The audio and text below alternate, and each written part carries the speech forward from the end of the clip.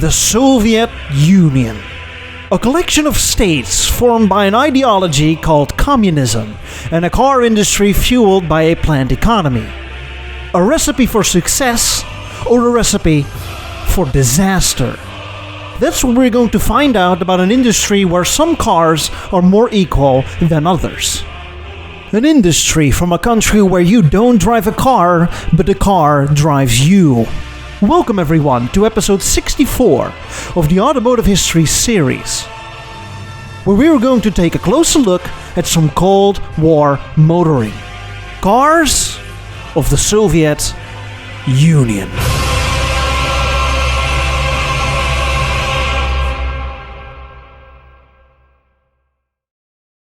Okay, to put it very bluntly and oversimplified, after the Second World War, two general ideological and geopolitical ideas spread across the globe, dividing the world in a Western Bloc and an Eastern Bloc.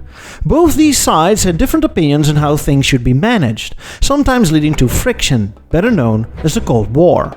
The Western Bloc lived by the idea of individual development, a slice of capitalism, and a belief in a free market, led by such superpowers like the United States and followed by Western countries. The Eastern Bloc lived with the idea of the group, with a slice of communism and collectivism, and a pre-planned economy instead of a free market, led by such superpowers like Russia and its satellite states, eventually forming the Soviet Union.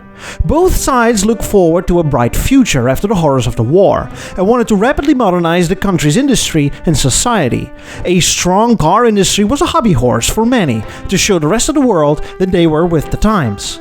The car industries of many Western countries were based around the foundations of a free market, and simply supply and demand. If there was a need for basic and low-cost transportation, then eventually a car company would fulfill this need. If there was an appetite for expensive, ultra-luxurious cars, then some companies would fulfill this desire. If demand vanishes, these companies will also disappear or be replaced or bought out by a stronger competitor. That's just how it goes. And as you can see, this naturally leads to a balanced car industry, with various companies offering various models for various prices, shaped by the whims of a free market. The Soviet Union also wanted to show the world that this level of supply and different automotive flavors was also possible in a planned economy. And so the Soviets set up a pecking order of car brands, from basic people's cars to impressive luxury cars for government officials. This system was conveniently implemented before they checked if there was an actual demand for these cars in the first place, but decided to build them anyway. Let's go through these ranks and take a look at some of these cars. Prior to the launch of the plans for the national car industry, there was almost no national car industry in Russia, and most of the vehicles produced were actually freight trucks. Some small-scale passenger car production eventually developed, but were mostly licensed models from foreign car makers, like the GAZ A, which is essentially a rebadged Ford Model A. The GAZ logo was even similar to the Ford logo. But after the war, this all had to change. As part of the automotive industry plan, various factories would be established all over the Soviet Union. Some local car brands, or what now were Soviet satellite states, were also incorporated. These factories were often named after the location they were built, or named after some important figure, and also gave the name of the car company that was going to build the cars there. For example, the Gorgovsky Automobilny Zavod, meaning the Gorky Automobile Plant. And especially that last part, so Automobile Plant, or AZ, is commonly found on other Russian car brands. Only the letter before that is changed, resulting in such abbreviations like GAZ, WAZ, VAZ, and ZAZ. Now you know. So let's start at the bottom of the ladder. What if you are, let's say, a humble farmer, a bednyak? Where do you get your car? Well, you don't. Go take the bus, you filthy peasant. And there was actually some truth in that, as most vehicles produced in the Soviet Union weren't actually passenger cars, but city buses and above all, freight trucks. No, it was a classic case of rules for thee, but not for me, as those government officials that came up with the automotive industry plan were also the first to treat themselves on some fine automobiles. The first of which comes from GAZ. In 1946, right after the war, the company released the M20, nicknamed Pobeda, meaning freedom. A great effort, considering it's among the first post-war cars to feature the all-new fenderless pontoon styling. Overall, the styling seems to be somewhat of a mix of European and American car models. This middle-class machine was loved for its simplicity and ruggedness, while at the same time offering quite a few modern options such as electric windshield wipers, a heater, and AM radio. A modest 2.1-liter four-cylinder pulled the car through the vast Russian landscapes. After a few years, the Pobeda was joined by an even more upscale model, the GAZ 12 or ZIM 12. The 12 was a full-on luxury car and can be seen as somewhat of a compact limousine. It's certainly not small, with an overall length of over 5.5 meters and could carry up to 6 or 7 people, or 8 if you know where to stuff it. Power came from a 3.5-liter straight 6, tuned in such a way to get the maximum out of Russian fuel in other parts of the world known as spicy water. The design of the car seems to be very much influenced by various American cars from the late 40s, especially the bathtub style like the Mercurys and the Hudsons, and the front-end style reminding me of a Cadillac. In the meantime, the Western car industry, and namely the American car industry, developed new cars, designs and technology at a relentless pace. And thanks to year-to-year design changes, cars radically changed in their appearance. The space race was on. And as much as the Soviets tried to be a step ahead with the space race high in the sky, they also tried to keep up with the space race on 4 wheels. 1958 proved to be an important year, when 3 Soviet car companies released new versions of their cars. The M20 Pobeda was replaced by the M21, better known as the Volga. This new car featured a fresh new design that I would really classify as Russian or European to say the least. There's not really a car out there that I can think of that tries to copy its design. When you think of classic Soviet transport, you think of Volga. As a slightly upmarket car, it was deemed not good enough for the party officials, but a great car for such jobs like ambulances and taxis, and also for the apparatchiks, like the KGB, the Soviet spy agency. If you saw a Volga in almost any color, you'd be fine. If you saw a Volga in black, you should be somewhat careful, and if you saw a Volga in black stopping right in front of your home, you should be very much worried. In fact, people were so scared of black Volgas that it created its own legend. The legend of the Black Volga was a story often told in Russia and Soviet states. According to the story, you should be careful at night as you could be chased or stopped by a black Volga. And next thing you know, you're kidnapped and never to be seen or heard of again. And who's driving the Volga? Well, that could be anything evil, including the KGB, the Russian mafia, or in some other versions, the devil himself. Higher up at the ladder we find the GAZ 12 that would be replaced by the GAZ 13, better known as a Packard. Chaika. Please don't send me to the gulags. The Chaika was arguably one of the poster cars of the Soviet Union. For a Soviet car, it was as unabashedly capitalistic American as it could get. American dimensions, American-sized engine, a 5.5-liter V8, and above all, American style. And that's what I want to talk about. Many say it looks a lot like a mid-50s Packard, and some say it actually was a Packard underneath. And for the longest time, I also genuinely thought that this was something of a Packard, that, I don't know, Packard worked out some shady deal with the Soviets in the 50s. But then you have to realize that we are at the height of the Cold War. Packard would be absolutely stupid to secretly share technology with the Soviets, and would be cancelled right on the spot. And if you look more closely, you'll see that it looks much like a Packard, but the car is also influenced by many other American styling trends at the time.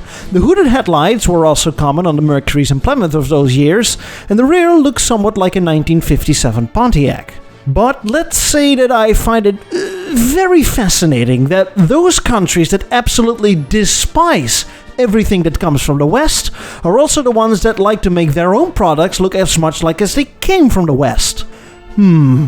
Strange.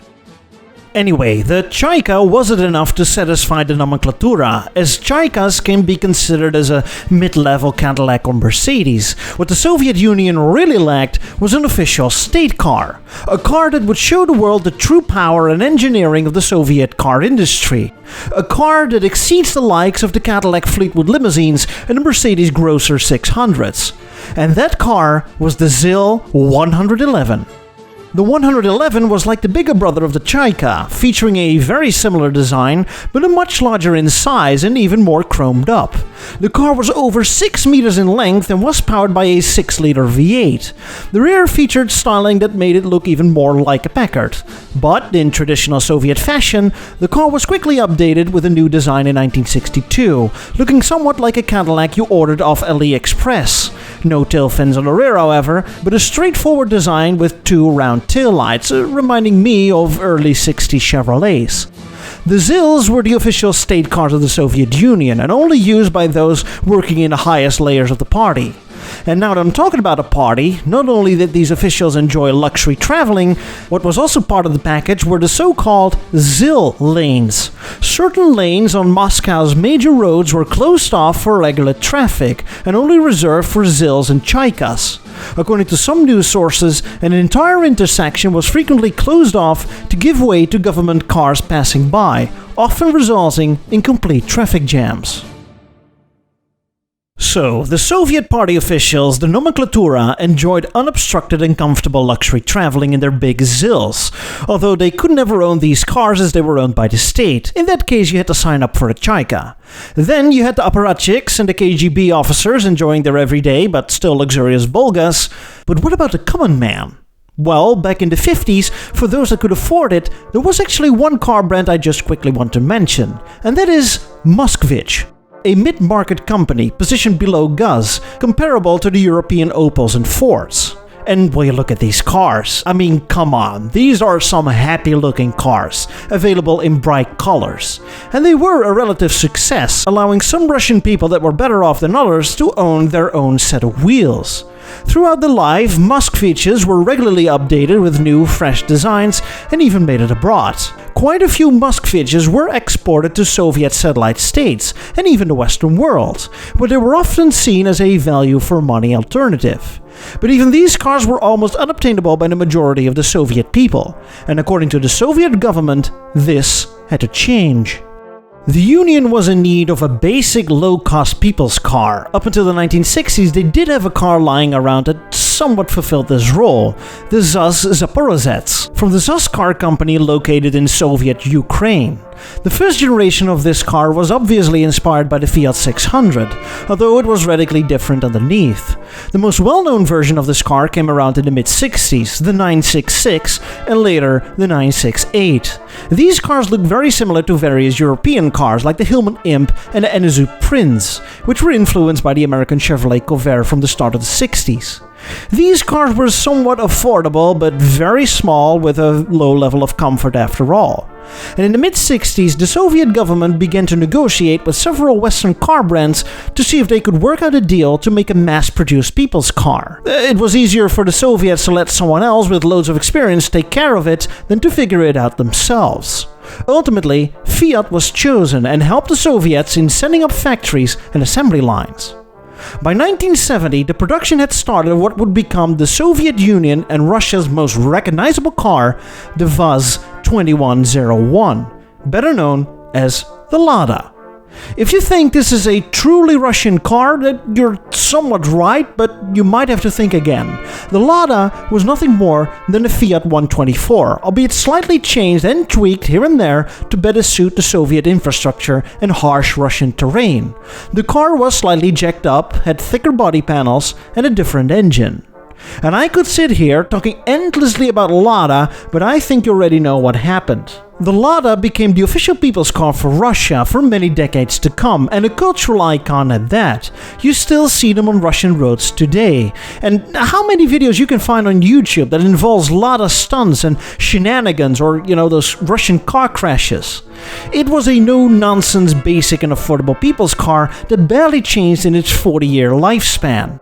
And not only that, the car was also successful in many other countries, mostly sold as an absolute bottom-of-the-barrel economy car. Finally, the automotive industry of the Soviet Union was complete and matched with the rest of the world. So, to wrap it up, If you wanted low cost and basic transportation for inner city use, you could buy a ZAZ Chaika, which was the Soviet equivalent of a Fiat 500. If you wanted low cost basic transportation that was slightly bigger and more comfortable, then you bought a Lada, the Soviet equivalent of a Volkswagen Beetle. If you were a solid middle class citizen, you had a Moskvich, the Soviet equivalent of a Ford or Opel. And if you were a doctor, policeman, or working for the KGB, you drove a Volga, the Soviet equivalent of a lower-priced Mercedes or Chrysler. If you were a party member or otherwise had an influential job, you had a Chaika, the Soviet equivalent of a higher-priced Mercedes or Cadillac. And if you were part of the nomenklatura, a top government official or even a party leader, you were carried around in the back of a ZIL, the Soviet equivalent of the top-of-the-line Mercedes and Lincolns. This system of cars and brands looks good, right? But as the Soviet Union progressed through the 60s, 70s and 80s, its many faults and shortcomings became visible, and this also seeped through the car industry. It was a planned economy after all, and this led to huge levels of bureaucracy. The Soviet car industry acted very slow and often grinded to a halt. New and fresh ideas barely came through, and many developments were slowly implemented, if they were implemented at all. This led to such stories like a continuous shortage of materials at factories, materials and resources that had very low quality, lousy fit and finish, cars that already rusted on the assembly line, machinery that often broke down, assembly lines that often stalled, cars that had to be finished or were produced entirely by hand. Not to mention that many cars were often still expensive for the majority of the Soviet people, and even if they did manage to have enough money for a car, they would be put on a very long waiting list. It could take years before your car was ready. This and numerous other factors contributed to an overall image that Soviet cars were generally awful, and often target of many jokes, especially from the West. A famous example is the US President Ronald Reagan telling a joke that the Soviet citizen was lucky enough to receive a car, and the delivery date was set, although it would still take a couple years. The citizen then asks if they delivered the car in the morning or the afternoon. Well, what difference does that make? That's far into the future. Yes, says the citizen, it does make a difference, because the plumber is coming in the morning. And so how the car industry struggled, so did the entire Soviet Union, slowly crumbling and eventually falling apart. The communist dream was over and the Union dissolved in 1991. With the dissolution of the Communist Empire, Russia sought new ways to rule the nation. This time a more Western approach was embraced, and this also had a huge impact on the Russian car industry.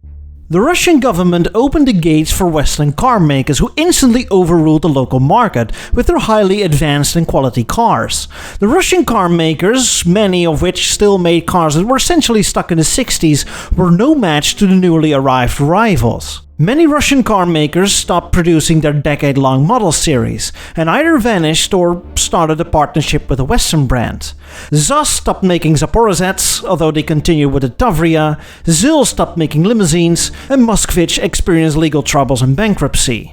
Lada eventually discontinued the 2101 as it was increasingly harder to sell in export markets, letting it comply with the latest regulations, but did continue as a brand, releasing several new models during the 1990s and is still active today.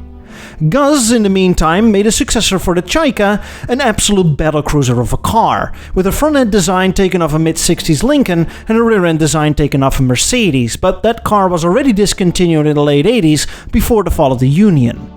But this cannot be said of the Volga. GAZ faithfully stuck with the car during the 1990s and 2000s, trying to update the styling to keep up with the design trends. But with every new generation of the car, it just became worse. A great example is this phone number on wheels, the 31105. According to GAZ, this car was an ode to the original Volgas of the 50s and the 60s, more or less celebrating the retro wave that was going on at the time. Sure, but I see it as a bad excuse to hide the fact that this car is simply ancient. Look at the midsection of the car, badly hiding that it comes straight from the 1960s. What is arguably the final nail in the coffin of the Russian car industry is also the final generation of Volgas. It says a lot when the latest car you released is not even Russian, but a Chrysler, an American car. The Volga Sieber, the last Volga made, was nothing more than a rebadged Chrysler Sebring, a car coming from a nation you absolutely hated the last 50 years. Talking about rubbing it in. As of today, it is only Lada that sells a variety of modern cars and frequently tops the list of most cars sold in Russia. But there is also room for newcomers like Aurus.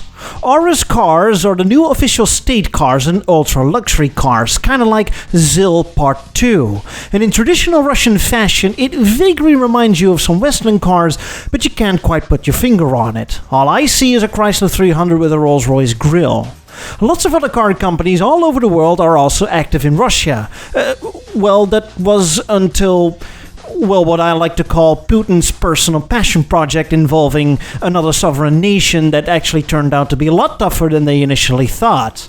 And as a result, much of the Western world has cancelled Russia, including the car industry. According to Western news sources, the Russian car industry has completely collapsed, as almost all non-Russian car makers have left the country, and it's currently very hard to buy any Western car in Russia. But these are simply Western lies, as the Russian car industry is actually doing great. We don't see any problems whatsoever. Those traders that have left the country sold their factories back to the Russian government. And in traditional Soviet fashion, it is the government that regains control over these factories. And what if there is a shortage of important car parts? We'll just drop it altogether. New Russian cars are simply sold without emission controls, anti-lock braking systems, and airbags. Because who the hell needs airbags? Let's relive our youth again, comrade. And wouldn't you know it? It's the perfect time to revive the once legendary Soviet car industry. Russia has announced that old brands like Moskvich are getting a reboot, with some fresh new cars. And these cars are all designed and built in Russia, right? Well, not really, because much of the cars are rebadged, and you may take a guess where these cars are coming from. Right, China. Russia's dear old friend. And so who knows what the future will hold for the Russian car industry. By the looks of it, a new, glorious period of prosperity will befall the industry, just like the good old days.